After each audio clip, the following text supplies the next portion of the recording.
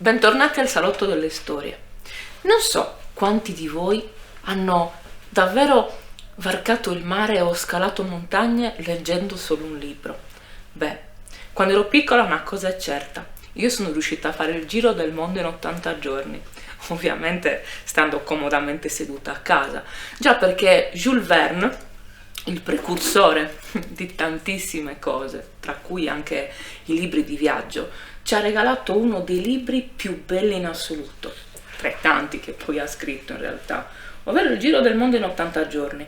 Pensate, c'è un dialogo che proprio apre il libro, che fa vedere proprio la voglia, la grinta di Fogg nel proporsi per scoprire cosa c'è oltre i confini della sua terra. È vero, Fogg era un agiato gentiluomo londinese, ma se non avesse avuto con sé il suo fedele Passepartout probabilmente non sarebbe riuscito a salire da solo nemmeno una carrozza.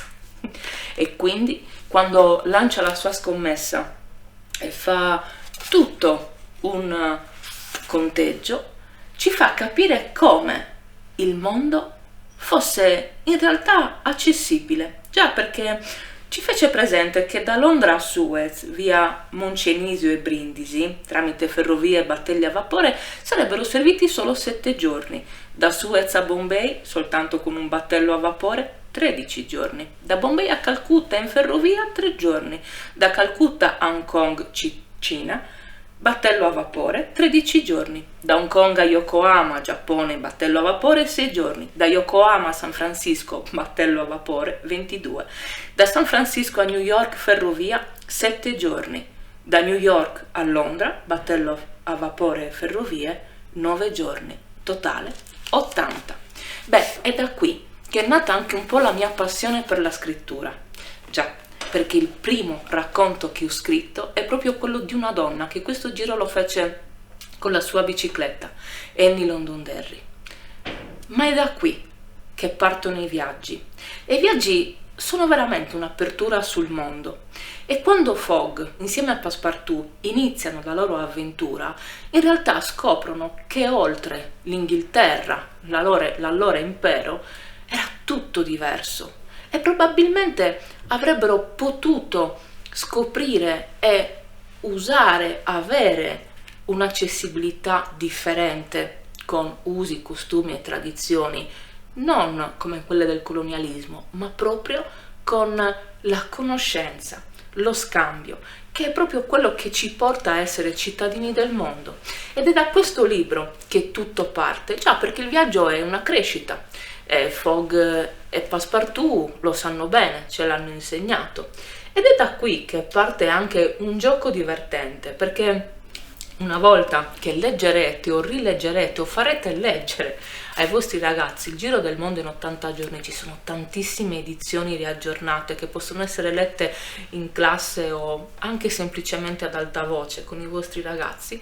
Se proprio poi volete qualcosa di diverso, beh, allora non mi resta che consigliarvi questo, un modo di viaggiare passando per 80 rompicapi. Già, perché comunque quando ci si mette in viaggio ci si mette in gioco.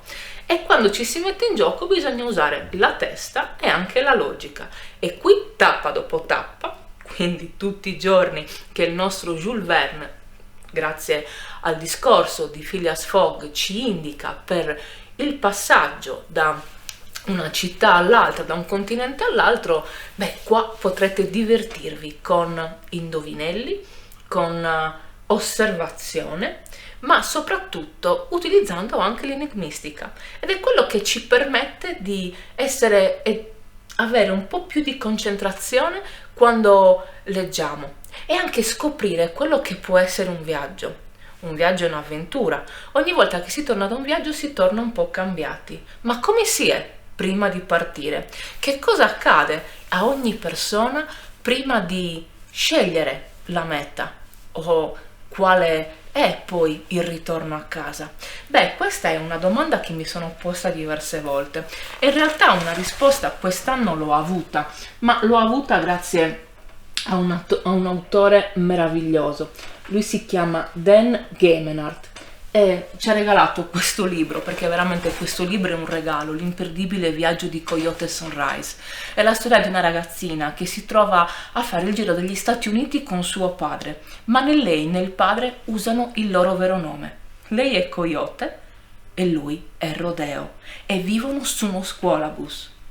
Ovviamente può sembrare un po' strano, però quando voi aprite questo libro e leggete soltanto le prime righe, non potrete non pensare di non fare questo viaggio insieme a loro, perché c'erano giorni grandi e giorni piccini, e c'erano giorni buoni e giorni cattivi, e suppongo che potrei sceglierne uno qualsiasi per il mio c'era una volta. Ma se devo essere sincera, e la sincerità è una cosa a cui miro sempre, il modo migliore per iniziare questa storia è solo uno. Tutto è cominciato con Ivan. Non vi dirò certo chi è Ivan, dovrete scoprirlo voi, perché questo è un viaggio che ci fa attraversare non soltanto l'America, non ci fa vedere soltanto quello che passa fuori da un finestrino di uno scuolabus, ma ci permette di metterci in contatto con le persone con cui Rodeo e Coyote affrontano questo viaggio. C'è un momento in cui i due si perdono. Il fatto che loro non vogliano più usare i loro nomi è molto semplice. Il loro viaggio purtroppo è stato interrotto, il viaggio della loro famiglia. La madre di Coyote e la moglie di Rodeo purtroppo è mancata in un incidente con le due sorelline più piccole. Ed è lì che il viaggio comincia, ed è lì che tutto cambia. E quindi quando si parla di viaggio, in realtà si parla proprio di cambiamento, si parla di situazioni da accettare, si parla di avventura, ma non soltanto un'avventura legata ai mezzi di trasporto o a chissà chi altro. Crescere è un'avventura. E questo Coyote ce lo racconta molto bene. Lei non ha mai avuto amici, eppure nel momento in cui il suo viaggio inizia, incontra un ragazzo insieme a sua madre. Ed è lì che Coyote inizia a porsi delle domande, inizia a cercare di capire che cosa sono le relazioni, perché anche le relazioni sono un viaggio. E sono un viaggio difficile, importante. Ovviamente tutto questo si svilupperà in varie tappe e per poter salire su Rodeo bisogna rispondere a 3 domande. Ma guardate, sono 3 domande che lasciano veramente senza fiato, ovvero qual è il vostro libro preferito, qual è il vostro panino preferito e qual è la vostra canzone preferita. Non si direbbe, ma da questo si capisce veramente tanto. Già in queste 3 domande si parte per un viaggio pazzesco e Rodeo e Coyote sono veramente 2 compagni di viaggio che aprono una strada. Ma così come loro, c'è anche un modo per riscoprire quelle che sono le tradizioni e soprattutto tradizioni anche un po' scomode. Perché? Perché i viaggi non li intendiamo soltanto come avventura, alle volte si parla anche di ultimo viaggio ed è l'argomento che rimane sempre un po' più spinoso quando dobbiamo parlarne e affrontarlo con i bambini e con i ragazzi.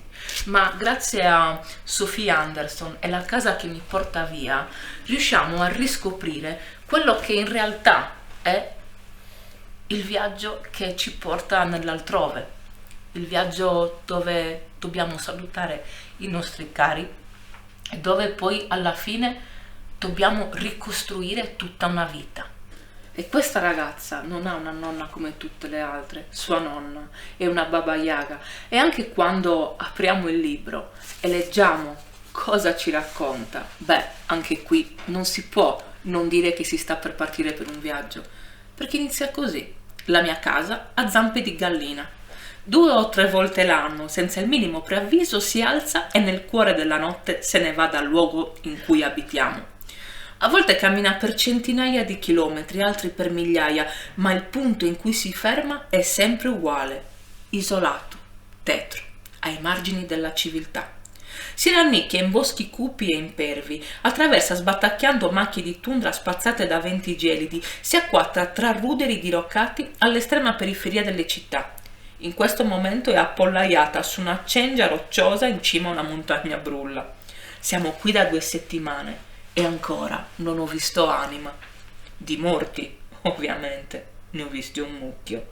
Vengono a cercare Baba e lei li accompagna al cancello. Ma le persone vere, vive, che respirano, beh, loro se ne stanno tutte in città o nei paesi, ben più in basso rispetto a dove siamo noi. Ed è qui che questa ragazza ci fa capire che l'eredità che l'aspetta è un viaggio veramente difficile, al che ci sono scontri, ci sono rotture, ci sono contrasti tra una giovane e sua nonna, quindi tra una giovane e la sua famiglia. Un viaggio che veramente potrà riparare un legame su una casa con zampe di gallina? Potrà mai essere possibile?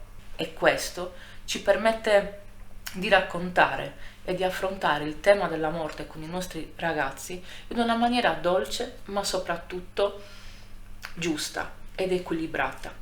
Vedere come tutto cambia, vedere come può essere forte la decisione di interrompere un viaggio per non portare avanti la tradizione e prendere la propria strada. Ma che cosa vuol dire scegliere? Anche le scelte sono dei viaggi, mica male. E i nostri ragazzi e i nostri bambini non sembrerebbe, ma di scelte ne fanno tante, perché si guardano attorno, perché sono lì che si fanno domande e anche le domande sono viaggi. E quando Jules Verne ci fa partire con lui nei suoi 80 giorni o Coyote Rodeo ci portano con loro sullo scuolabus, beh, sembra impossibile, ma in realtà è sempre lo stesso viaggio, un viaggio dal quale partiremo in un modo, ma grazie a questi libri torneremo cambiati. Sicuramente se leggeremo La casa che mi porta via, beh, qua resteremo veramente senza parole. Quindi non mi resta che augurarvi buona lettura.